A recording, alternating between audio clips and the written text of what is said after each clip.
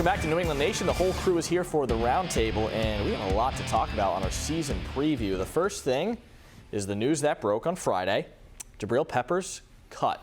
Are you shocked? No, not at all. I've been saying all offseason long, I thought Peppers was the one who was the least likely to fit into whatever the back end of Terrell Williams' defense is going to look like.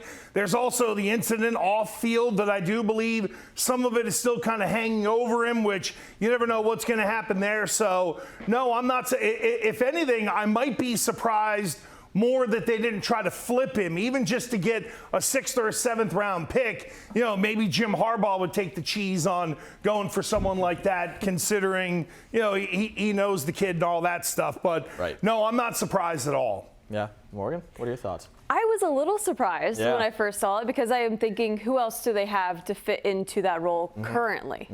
Yeah. I mean, that's you know, it's a good point, because now all of the captains from last year's team are gone.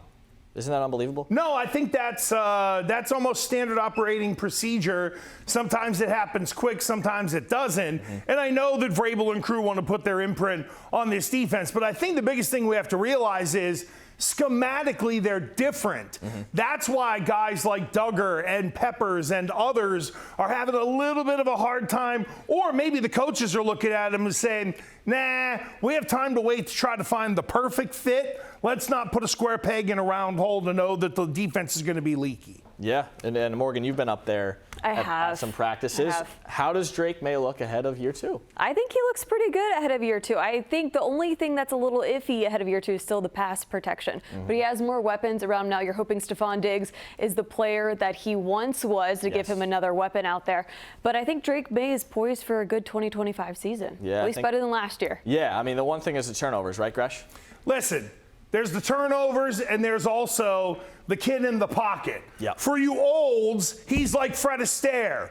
For you youngs, he's like Usher. Tippy-tap, tip-dancing around out there, and his feet are all over the place. Dude, settle your feet, get in the pocket, and throw the ball. Here's also my question about Drake May. And I know everybody is streaking naked across the quad when it comes to Drake May and their expectations and their love for the guy, right?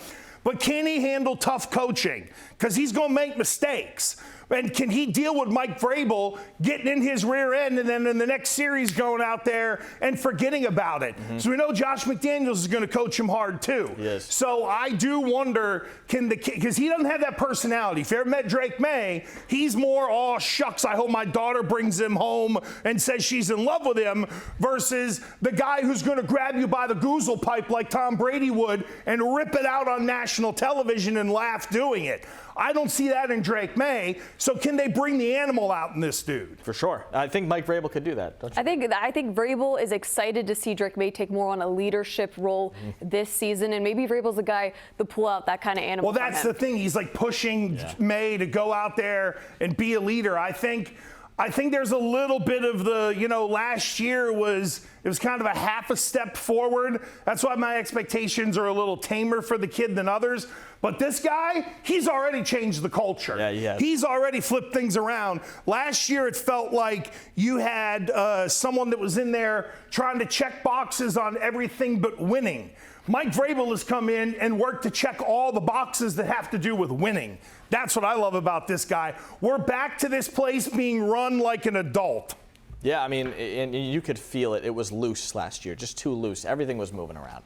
And, you know, now, first year for you on the show. It is my first year. Welcome here, and you're going to have the first year of Mike Vrabel. She comes in with a new regime, and Gresh, it should be a good one. Yeah, exactly. And hopefully Vrabel gets more power up there. Yeah. So that, you know, little Elliott, who was at one point in time scared to go talk to Bill Belichick, isn't just the only one there, you know, oh, which one do I pick? You know what I mean? Right. Like, can we get some people with some real vision and have a directive? That's the nicest way to say it. Absolutely. All right.